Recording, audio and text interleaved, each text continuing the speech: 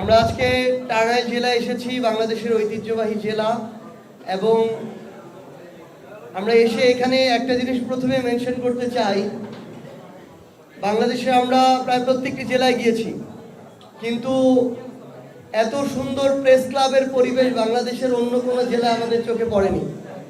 So অবশ্যই এটা আপনাদের পেশাদারিত্বের পরিচয়, এবং আমরা চাই যে আপনাদের এই ধরনের প্রফেশনাল আচরণ এবং কাজের সাথে সম্পৃক্ততা, সত্য এবং ন্যায়ের সাথে সম্পৃক্ততা সবসময় বজায় থাকুক। আমরা আজকে এখানে আমাদের সাংগঠনিক সমন্বয় সভা করতে এসেছি। আজ থেকে বাংলাদেশের এনসিপির জেলা পর্যায়ের আহ্বায়ক কমিটি দেওয়া শুরু হবে। সেই লক্ষ্যে আমরা বাংলাদেশের প্রত্যেকটি জেলায় সাংগঠনিক সমন্বয় সভা করছি।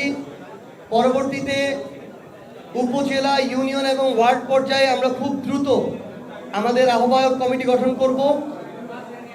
আমরা মনে করি আগামীর অভ্যুত্থানে, আগামীর বাংলাদেশে অভ্যুত্থানের যে আকাঙ্ক্ষা, সেটাকে যদি আমরা বাস্তবায়ন করতে চাই, তাহলে এনসিপিকে শক্তিশালী রাজনৈতিক দল হিসেবে দাঁড়াতে হবে। কারণ আওয়ামী লীগ প্রশ্নে কিংবা ভারতীয় আধিপত্যবাদ বিরোধী প্রশ্নে বিএনপি এবং জামায়াত এককভাবে এই জায়গায় আগামীর বাংলাদেশকে নেতৃত্ব দিতে পারবে না। এখানে এনসিপির এবং তরুণ প্রজন্মের অংশগ্রহণ আবশ্যক।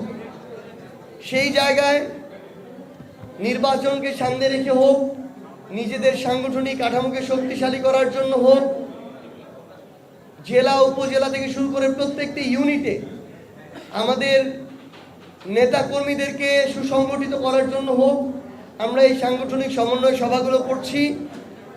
আমরা আশা করি আগামী ডিসেম্বরের মধ্যে বাংলাদেশের প্রত্যেকটি ওয়ার্ডে এনসিপির আহ্বায়ক কমিটি থাকবে, এবং আগামীর বাংলাদেশে দুর্নীতির বিরুদ্ধে, চাঁদাবাজির বিরুদ্ধে, সকল অপকর্মের বিরুদ্ধে যে লড়াই, এই লড়াইটি দৃঢ়ভাবে চালিয়ে যাওয়ার দায়িত্ব তরুণদের এবং এনসিপিকে নিতে হবে।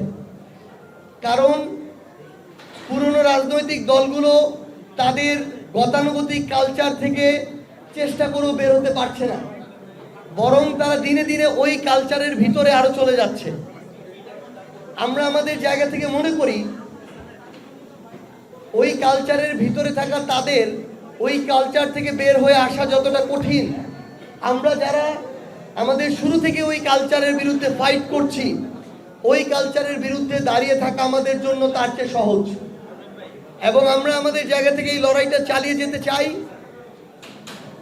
এর পূর্বে বিএনপি কখনো এককভাবে ক্ষমতায় যায়নি, জামায়াতও বৃহৎ জনগোষ্ঠীর প্রতিনিধিত্ব সংসদে করেনি। আমরা মনে করি একটি শক্তিশালী সংসদের জন্য আগামীর বাংলাদেশের সংসদে এনসিপি এবং তরুণ প্রজন্মের প্রতিনিধিত্ব আবশ্যক। সেই জায়গা থেকে আমরা আমাদের সাংগঠনিক শক্তিমত্তাকে বৃদ্ধির লক্ষ্যে আমরা কাজ করে যাচ্ছি। এবং আমরা এইটুকু আপনাদেরকে বলতে চাই, আমাদের এই লড়াইয়ে আমরা কোনো অন্যায় স্বেচ্ছাচারিতাকে প্রশ্রয় দিব না বলেই আমরা জুলাই সনদে স্বাক্ষর করিনি। কারণ যেই জুলাই সনদের এখন পর্যন্ত আইনগত ভিত্তি আমাদের কাছে স্পষ্ট নয়, যেই জুলাই সনদের গুরুত্বপূর্ণ মৌলিক সংস্কারগুলোতে নোট অফ ডিসেন্ট দেওয়া রয়েছে, সেগুলোর ভবিষ্যৎ কি হবে? গণভোটে জুলাই সনদ পাশ হয়ে গেলে সেগুলো বাস্তবায়ন করতে সরকারি দল বাধ্য থাকবে কিনা, এটি আদেশের ভিত্তিতে মাননীয় প্রধান উপদেষ্টার স্বাক্ষরে এই জুলাই সনদ বাস্তবায়নের দিকে যাবে কিনা, এই বিষয়গুলোর নিশ্চয়তা পাওয়ার পূর্ব পর্যন্ত এনসিপি তাদের জায়গায় জনগণের আকাঙ্ক্ষার বিপরীতে গিয়ে জুলাই সনদে স্বাক্ষর করতে পারে না। এনসিপি সেটা করেনি, এনসিপি নিজেদের মেরুদণ্ডটাকে সোজা রেখেছে। আমরা মনে করি অভ্যুত্থান পরবর্তী বাংলাদেশের রাজনৈতিক দলগুলোর চাওয়া পাওয়া শুধুমাত্র নির্বাচন কেন্দ্রিক হতে পারে না। আমরাও চাই গণতান্ত্রিক প্রক্রিয়া উত্তরণের জন্য নির্বাচন হোক, ফেব্রুয়ারিতে হলেও এনসিপির সমস্যা নেই। কিন্তু জুলাই সনদের এই আইনগত ভিত্তি, বাস্তবায়নের রূপরেখা, বিচারিক প্রক্রিয়া কিভাবে সম্পন্ন হবে, এই রূপরেখা ছাড়া শুধু নির্বাচন কেন্দ্রিক কথা বলা এনসিপির অভ্যুত্থানের আকাঙ্ক্ষার সাথে কোনোভাবেই প্রাসঙ্গিক নয়।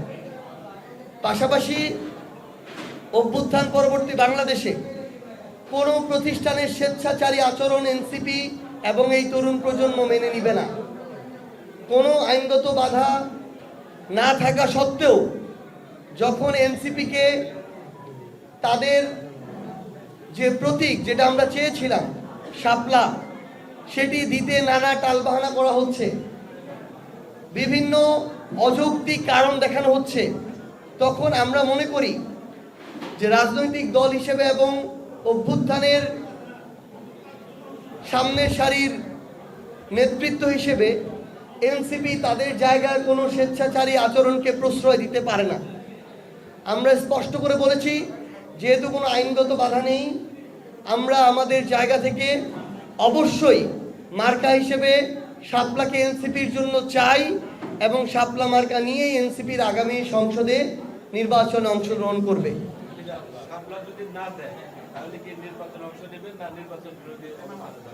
আমরা মনে করি শাপলা না দেওয়ার কোনো প্রশ্নই নাই। যেহেতু আইনগত বাধা নেই, আমরা আমাদের জায়গা থেকে শাপলা আদায় করে নিব। যখন একটা জিনিস আমার প্রাপ্য, এনসিপির প্রাপ্য, যখন সেটা দেওয়া হবে না, তাহলে অবশ্যই সেই স্বেচ্ছাচারী আচরণের বিরুদ্ধে আমার লড়াই করতে হবে। এনসিপির যদি প্রয়োজন হয়, এনসিপি এই লড়াইটা রাজনৈতিকভাবে রাজপথে করবে। যদি প্রয়োজন হয়, বাংলাদেশের 64 জেলার 495 উপজেলার এনসিপির অভ্যুত্থানের নেতৃবৃন্দ রাজপথে নেমে এই অধিকারের জন্য লড়াইটা করবে। তো আমরা আমাদের জায়গা থেকে মনে করি যে আমরা শাপলা প্রতীক নিয়েই আগামী নির্বাচনে অংশগ্রহণ করব।